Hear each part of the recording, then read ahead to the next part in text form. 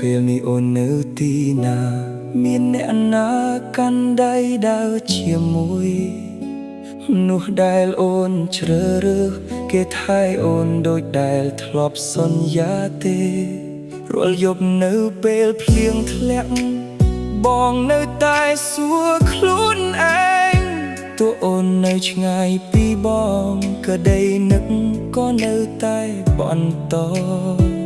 បើគេធ្វើឲ្យអូនយំសូមកុំទ្រាំនៅម្នាក់ឯងព្រោះមានមនុស្សប្រុសម្នាក់នៅខ្វល់ពីអូនជានិច្ចគេធ្វើឲ្យអូនសុខទេគេមើលថែអូនដូចបងទេពេលអូនឈឺចាប់គេនៅក្បែរលួងលោមទេឬទុកឲ្យអូនយំម្នាក់ឯងគេធ្វើឲ្យអូនញញឹមទេគេផ្ដល់ក្តីស្រឡាញ់គ្រប់គ្រាន់ទេ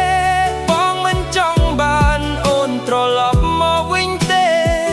គ្រាន់ចង់ដឹងថាអូនសុខសប្បាយឬ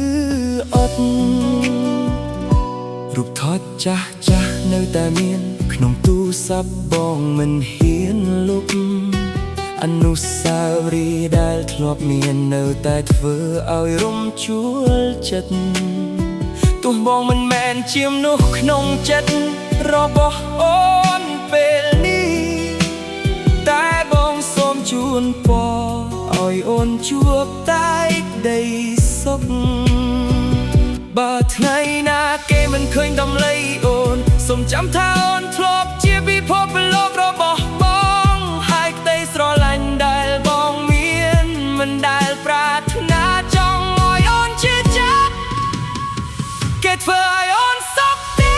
សំណួរដែលបងមិនអាចសួរផ្ទាល់មាត់នៅសល់ក្រឹមខ្យល់នាំទៀតទៅ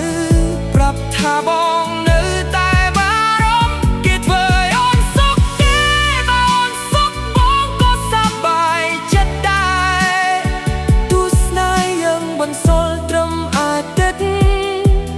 បងនៅតែជួន